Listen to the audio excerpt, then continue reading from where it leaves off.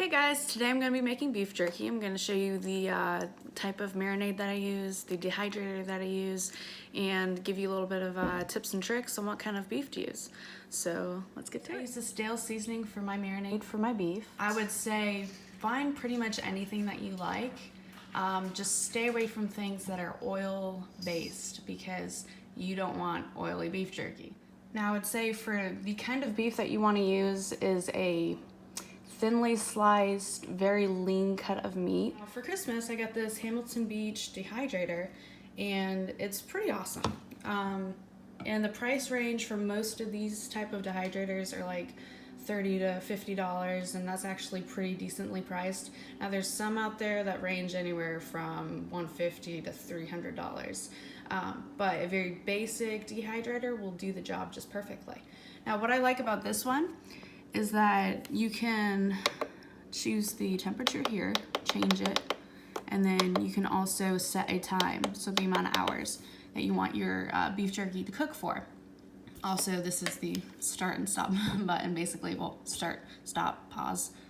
Willow, I know you want to be in the video. No.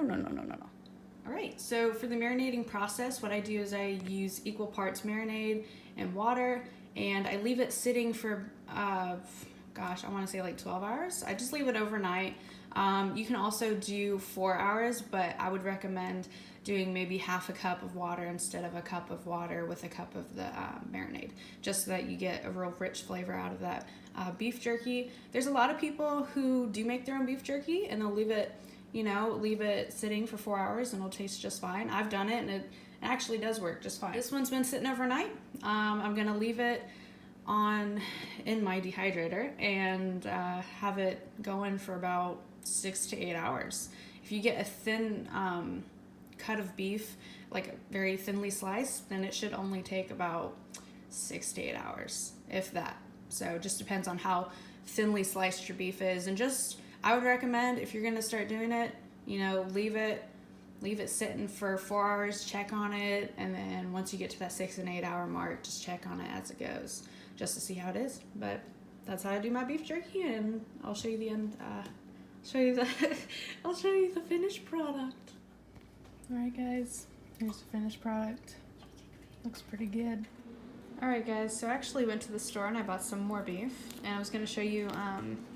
This one's a little different from the other one I had. The other one was a top round. This one is just a thinly sliced sirloin. If you can see how thin that is like the perfect cut for beef jerky. I also got a different marinade. I'll show you the bottle of what I got.